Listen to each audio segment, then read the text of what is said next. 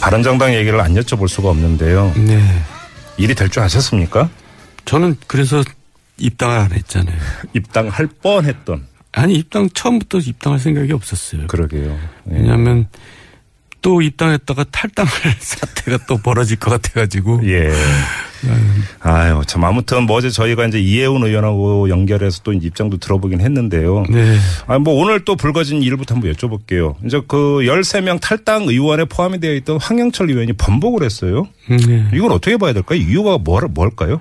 그러니까 그동안에 이제 국민들로부터 엄청난 비난의 메시지가 이제 쇄도했다는 거 아니에요? 그러니까 그렇죠. 이게 무슨 애들 장난하는 거냐, 정치가. 예. 그래갖고 장제원 의원 같은 경우는 페이스북을 뭐 막았다고 그러던데. 그러니까 이제 지금 우왕좌왕하는 겁니다. 햄릿도 아니고. 그러면 탈당한 의원들이 이렇게까지 반발 내지 비난 여론이 있을 걸 몰랐다 이렇게 봐야 되는 겁니까? 그걸 몰랐다면 정치할 자격이 없는 거죠. 왜냐면요. 예. 이 사람들이 그래도 괜찮은 사람들이라고 여겨졌던 사람들이거든요. 그래서 이제 기대도 좀 했었잖아요. 네.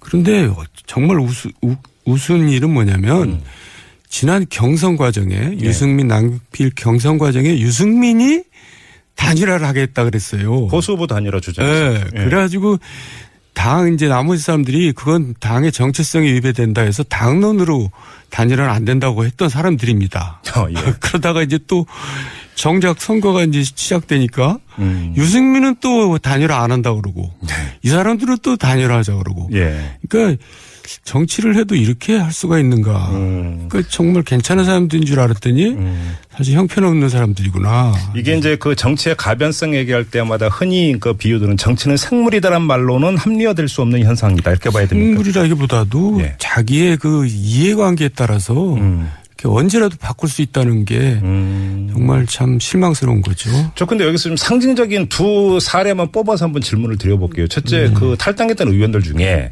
권성동 의원 탄핵소추위원장이었고요. 예. 김성태 의원 국정농단 특위위원장이었고 예. 장제원 황영철 의원은 다시 번복했다고 하니까 대변인 격이었죠. 그리고 또 청문회 스타였고 네. 이런 분들이 탈당 대회에 포함된 거 어떻게 받아들여야 되는 겁니까? 그러니까요. 그러니까 이제 뒤죽박죽인데 예. 이제 철새를 사람들이 싫어하잖아요. 예. 정치하는 사람들 철새다 이러면 이제 그게 굉장히 치욕적인 얘기인데 예. 그동안에 이런 철새는 처음 본 것 같아요. 그러니까 100일 전에 예. 탈당을 했는데 네. 새누리당을 이제 비판하면서 네. 그러니까 국정농단 세력들이 반성을 못하고 있다. 박근혜 이제 탄핵을 주장하면서 탈당했잖아요. 예. 100일도 되기 전에 이제 또 다시 돌아가겠다. 네.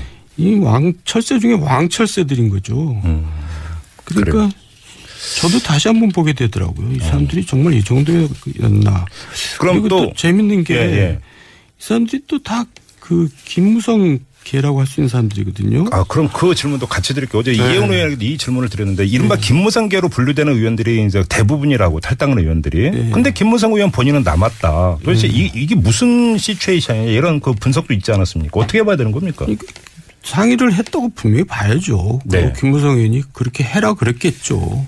김무성 의원이 그렇게 하라고 했다고? 네. 근데 본인은 차마 이제 움직인다는 게 자기 그동안에 자기 어떤 이미지에 이제 치명적인 이제 거의 결정적인 유예가 될 것 같으니까. 그러면 김무성 의원은 시간차를 두고 지금 나중에 할 것이다 이렇게 보시는 겁니까? 결국 대선 끝나면은 이제 바른당이 이제 어떻게 공중분해될 것 같은 느낌이 이제 저도 들거든요. 그래요? 네. 이제 그때 이제 자기는 움직이겠다고 생각을 하겠죠. 그 문제는 좀 이따 한번 좀 종합부터 여쭤보고. 네. 또 하나 이제 정반대편에서 아주 극명한 또 사례가 뭐였냐면 자유한국당 내 이른바 친박을 넘어서 진박으로 분류되는 의원들이 조금 아까 말씀드렸던 그런 어떤 탄핵에 앞장섰던 의원들은 절대 받아서는 안 된다. 라고 지금 강력히 반발하고 나선 현상은 어떻게 읽어야 되는 겁니까? 이 사람들은 정말 질긴 사람들이에요. 그러니까 이미 정치판에서 추방됐어야 될 사람들인데 아직도 남아가지고 정말 이제 보수가 지리멸렬했는데 이 보수가 복원하려면 시간이 많이 걸릴 것 같죠. 그런데 이런 사람들이 이렇게 남아있는 한 보수 복원은 정말 요원해요. 그래요? 이 사람들이 이제 정치판에서 사라져야지 보수가 복원이 되고 그럴 텐데. 네. 야, 정말 질긴 사람들입니다. 무슨 할 말이 있다고 또 뭐 그걸 반대를 하고 사과를 해야 되고 자기네들이 사과해야 될 사람들이 여태까지 사과를 안 하고 저렇게 버티고 있으면서. 네. 또 물론 이제 이 사람들 자체도 실망스러운 사람들이지만 그렇다고 해서 그 사람들이 그 사과하라고. 네. 그럴 자격은 없는 사람들이죠. 그래요. 예. 근데 만약에 홍준표 후보가 이번 대선에서 그 기대 이상의 만약에 선전을 한다고 가정을 해보면 그러면 이른바 이 그 진박 의원들 같은 경우는 다시 부활할 여지가 있다 이렇게 봐야 되는 걸까요?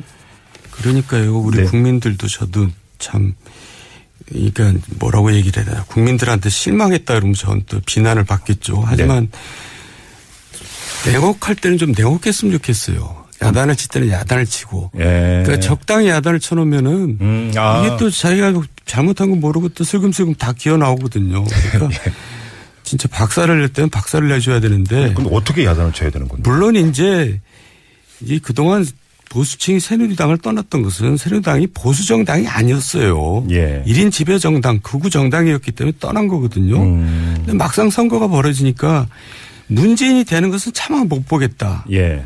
문재인을 도저히 찍을 수는 없다. 이제 해서 다시 이제 돌아오는 거거든요. 예. 근데 그걸 가지고 또 홍준표는 또 친박 세력들은 뭐 자기네들이 마치 뭐 정당성을 다시 획득했느냐 생각하면은 큰 오산이죠. 그래요. 그리고 정치가 그렇게 돼서는 정말 안 되는 거죠. 자, 여기서 이제 본질적인 질문을 안 드릴 수가 없는데 그러니까 그 이 대선을 거치면서 보수가 혁신되느냐 아니면 다시 과거로 돌아가느냐 회귀하느냐 이 갈림길이 이번 대선이다 이런 얘기를 많이 했잖아요. 네. 그러면서 뭐 이제 홍준표 후보라든지 유승민 후보의 어떤 뭐 지지율 추이 이런 것들도 많이 예의주시를 했었는데 지금 대선을 코앞에 두고 바른정당에서 탈당 사태가 벌어졌고 자유한국당에서는 그러니까 진박 의원들의 목소리가 커지고 있습니다. 이러면 보수의 혁신은 사실상 물 건너갔다 이렇게 봐도 되는 겁니까? 물 건너간 거고 예. 이제 과거로 회귀하는 거죠. 과거로 그러니까 회귀한다. 홍준표 후보가 아주 잘 싸운다는 것은 민주당 입장에서는 좋은 겁니다. 그래요. 그러니까 과거로 회귀한 정당이니 지방선거에서 또 뭐 어떻게 참패를 하겠죠. 네. 그리고 내년 이제 그 후에 또 총선까지 이게 복원이 되겠어요. 이 과거로 회귀만 하고 있으니. 네. 그러니까 홍준표 후보가 선전하는 것이 이제 민주당이 어차피 집권할 텐데 네. 오히려 더 좋을 겁니다, 아마. 아, 그래요? 예. 과거로 회귀하니 국민들이 또 얼마나 실망하겠어요. 예. 그러면 그거는 그러니까 홍준표 후보 이제 득표율이 어느 정도가 되느냐고 또 아주 긴밀히 연결되어 있다고도 볼 수 있겠네요. 그리고 또 홍준표 후보가 선전하는 게 아니고 예. 보수 세력들이 이제 차마 이제 아까 얘기했지만은 문재인을 찍을 수가 없다 그래서 표를 주는 건데 네. 또 자기가 무슨 선전한 것처럼 착각하면 안 되죠. 근데 좀 여기서 보수 정치권 말고 이제 보수 성향이 유권자층으로 이제 시선을 돌려서 그것도 사실 단일 집단이라고 볼 수는 없지 않습니까? 그 중에는 상당히 어떤 합리적이고 개혁적 성향을 띠고 있는 분들도 많이 계시고. 근데 그런 분들은 왜 바른정당 유승민 후보를 선택하지 않았을까요? 그러니까요. 저도 거기에 대해서 저도 예. 사실 똑같이 고민 중인데요. 예. 우리나라는 이렇게 제대로 된 정당이 예. 보수 정당이 쓸당이 이렇게 없는가. 그러니까요. 예. 그러니까 유승민 후보 자체가 이제 그 개인적으로 이제 지도자로서 될 국민들의 인식이 없었던 것은 분명하고요. 예. 또 바른정당 지지율이 너무 낮기 때문에 이제 한 자릿수도 안 되는 그 이제 지지율에서 헤맸던 건데 어쨌든 우리나라가 이제 양당 구도에서 깨지고 다당 구도로 이제 가야지 사실 선진화되는 거거든요, 정치가. 예, 예. 물론 선거법도 개정돼야 되지만. 네. 그런데 다시 이제 양당 구도로 다시 또 귀결되는 걸로 봐서는 좀 우리나라 정치가 아직도 멀었구나 그런 생각이 듭니다. 양당 구도로 귀결되고 있다고 좀 보세요? 결국 그렇게 되고 있는 거죠. 그래요? 예. 조금 전에 이제 그 의원님께서는 바른정당은 결국은 존속하기 힘들 것이라고 이제 진단을 하셨는데, 네. 근데 오히려 지금 역풍이 불고 있는 게 탈당 사태 이후로 예. 바른정당의 당원 가입도 많이 늘고 있고, 예. 후원금 뭐 10배인가 이렇게 뛰었다고 하는데요. 그럼 이건 그냥 잠깐 반짝 현상이다 이렇게 보세요? 일시적인 동정심이죠. 그래요? 예. 그러니까 뭐 그거는 뭐 선거에 큰 뭐 영향을 줄 것 같지는 않고요. 예. 근데 만약에 바른정당이 어떻게 해서 원내 교섭단체의 지위를 계속 유지해 들어간다면 어차피 그 뭐 여소야대 국회 현실에서 일정한 오히려 존재감을 더 키워갈 수 있는 장기적으로 이런 여지도 있다 이렇게 볼 수 있지 않을까요? 그렇게 하려면은 어떻게 되냐면 네. 바른정당이 이제 첫 단추를 잘못 낀 거거든요. 근데 계속 일관되게 의원님께서 여기서 말씀하셨어요. 처음부터 이제 얼굴을 바꿔야 되고 외부 인사로. 근데 이제 끼리끼리 자리 나눠 먹기 하느라고 이제 참 볼썽스러운 모습을 보여준 거고.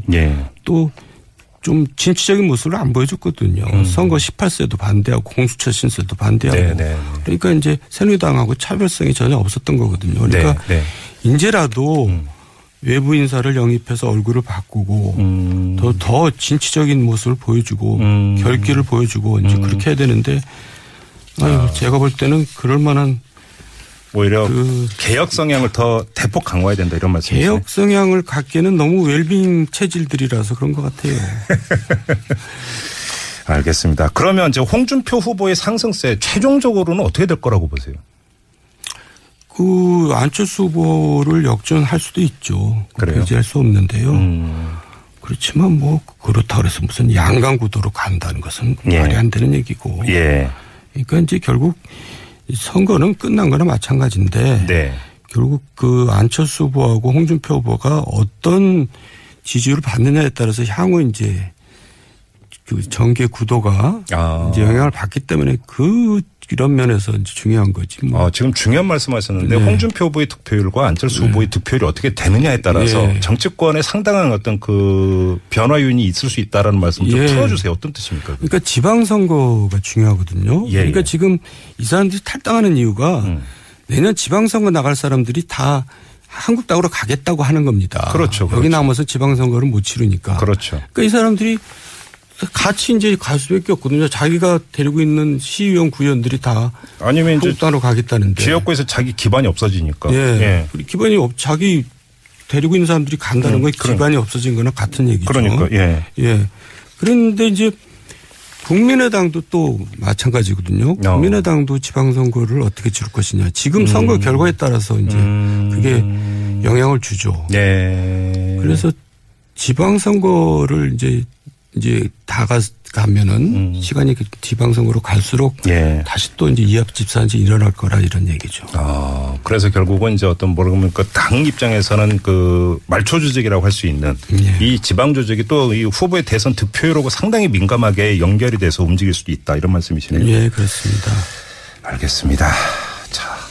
대선 전에 이제 그 직선은 오늘이 마지막인 거였습니다. 다음 주 이제 대선 바로 다음 날. 그렇네요. 그때는 좀 이제 잠깐 모시고 자세히 한번 대선 결과를 갖고 이야기하는 걸로 하고요. 오늘 여기서 마무리하겠습니다. 고맙습니다, 의원님. 수고하셨습니다. 지금까지 정두원 전 의원이었습니다. 바꿀 수 있다는 게 정말 참 실망스러운 거죠. 저 근데 여기서 좀 상징적인 두 사례만 뽑아서 한번 질문을 드려볼게요. 첫째, 그 탈당했던 의원들 중에 권성동 의원 탄핵소추 위원장이었고요. 김성태 의원 국정농단 그 특위위원장이었고. 장제원, 황영철 의원은 뭐 다시 뭐 그 번복했다고 하니까. 대변인 격이었죠. 그리고 또 청문회 그 스타였고. 이런 분들이 탈당 대회에 포함된 거 어떻게 받아들여야 되는 겁니까? 그러니까요. 그러니까 이제 뒤죽박죽인데 이제 철새를 사람들이 싫어하잖아요. 정치하는 사람들 철새다 이러면 이제 그게 굉장히 치욕적인 얘기인데 그동안에 이런 철새는 처음 본 것 같아요. 그러니까 100일 전에 탈당을 했는데 새누리당을 이제 비판하면서 그러니까 국정농단 세력들이 반성을 못 하고 있다. 박근혜 이제 탄핵을 주장하면서 탈당했잖아요. 100일도 되기 전에 이제 또 다시 돌아가겠다. 이 철새 중에 왕철새들인 거죠. 그러니까 그래요.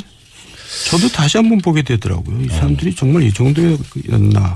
그리고 또 재밌는 게 이 사람들이 또 다 그 김무성 계라고 할 수 있는 사람들이거든요. 그럼 그 질문도 같이 드릴게요. 어제 이혜훈 의원에게 이 질문을 드렸는데 이른바 김무성계로 분류되는 의원들이 이제 대부분이라고 탈당한 의원들이. 근데 김무성 의원 본인은 남았다. 도대체 이게 무슨 시츄에이션이냐 이런 그 분석도 있지 않았습니까? 어떻게 봐야 되는 겁니까? 상의를 했다고 분명히 봐야죠. 김무성 의원이 그렇게 해라 그랬겠죠.